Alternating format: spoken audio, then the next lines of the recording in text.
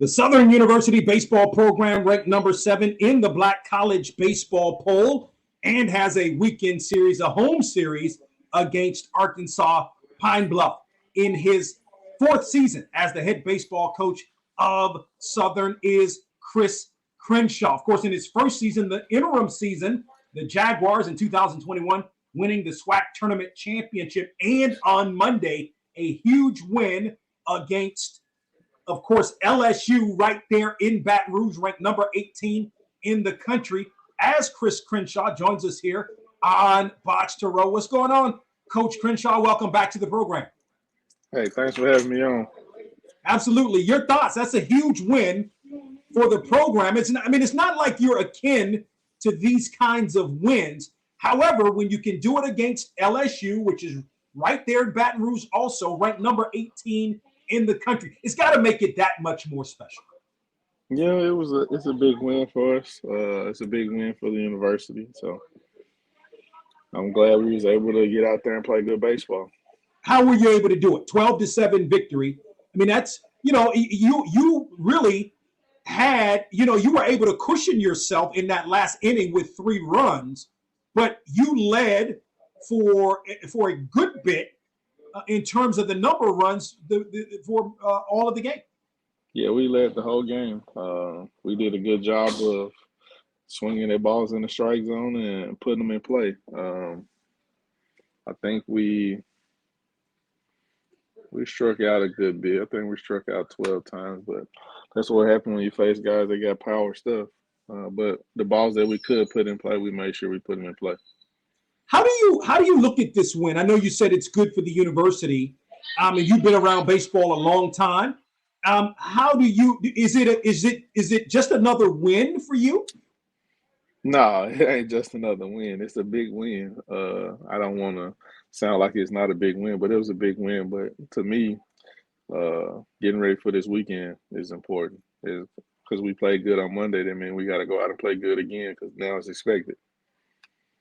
Yeah, and you were coming off a weekend series sweep the previous weekend against Prairie View A&M. So you were hot kind of coming into that game. Was there a lot of carry? Because the way you started the season wasn't great. I know Jaguar Nation can't be happy with the loss against Grambling in the manner in which that happened early in the season.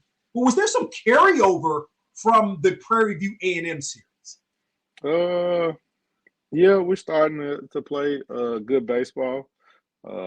We had some key guys with significant injuries happen. And they're coming back.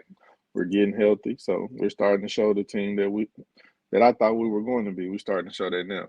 All right, Chris Crenshaw is the head baseball coach at Southern. He joins us here on the program. So just early on, I guess sort of the struggles maybe early on were more related to injuries, or were some of the teams like you had Florida A&M, you had A&T, you were able to get the win against Alabama State.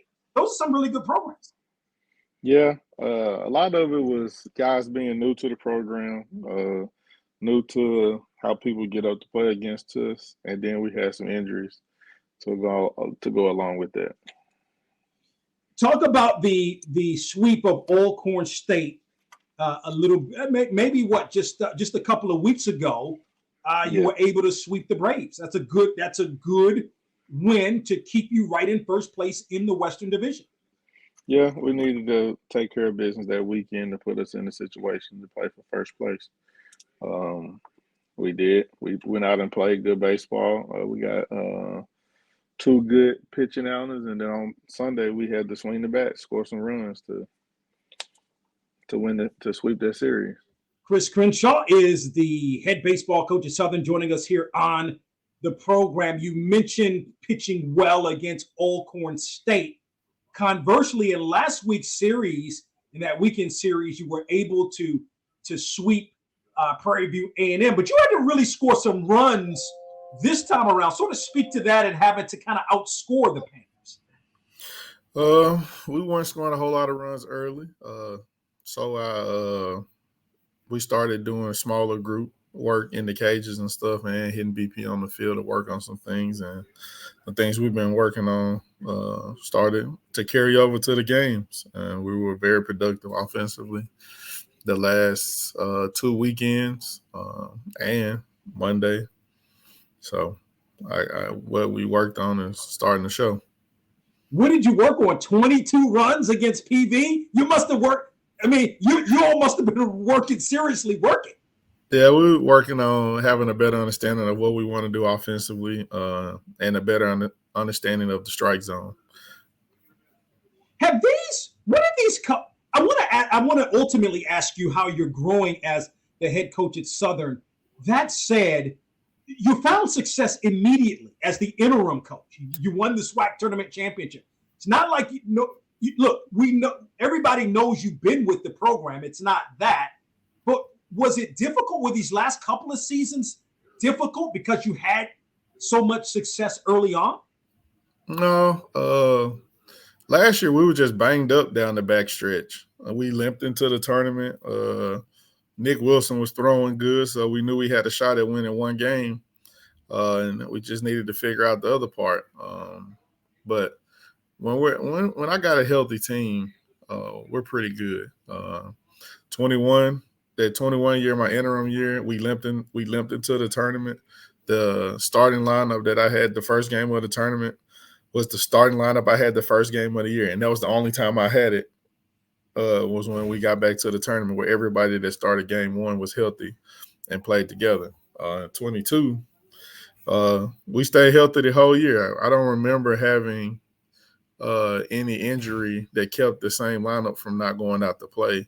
And then 23, like I said, we limped into the playoffs. We had some guys banged up, and right now the injuries that we have were early in the season, and look like we're starting to get healthy, getting into the middle and the back half of the conference play. No doubt. What are some of the challenges that Arkansas Pine Bluff presents?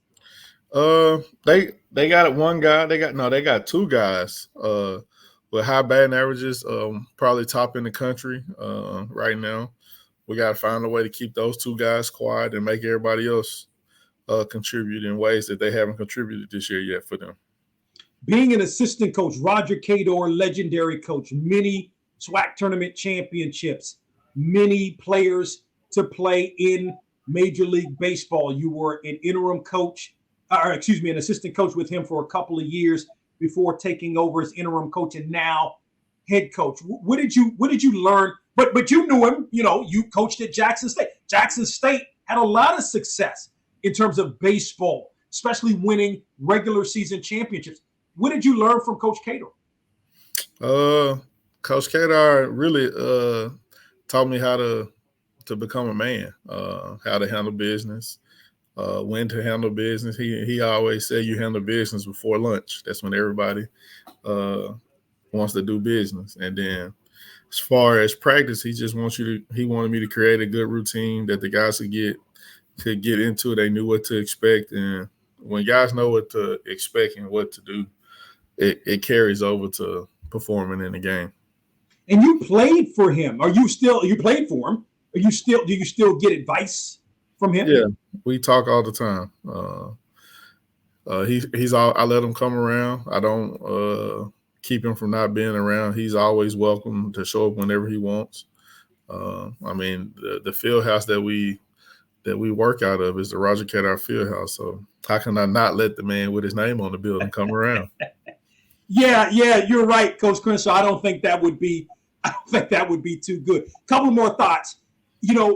Some of the personnel. Speak to who's playing well for you, especially with the bat, and then your pitchers. Who's pitching well for you currently? Pitching well for us right now is a couple of different guys. You got Jerry Burkett, Renard Grace, Drew Lassane,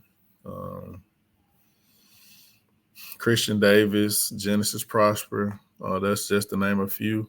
And then we had Peyton Huff step up on Sunday and pitch 4 big innings to quiet Prairie View's bat so we can get going again in that Sunday game. And then hit offensively, Cameron Bird, Tyler Hawkins, Kyle Radcliffe, Jacoby Radcliffe had a big weekend. Donnie Sanford woke up on Monday.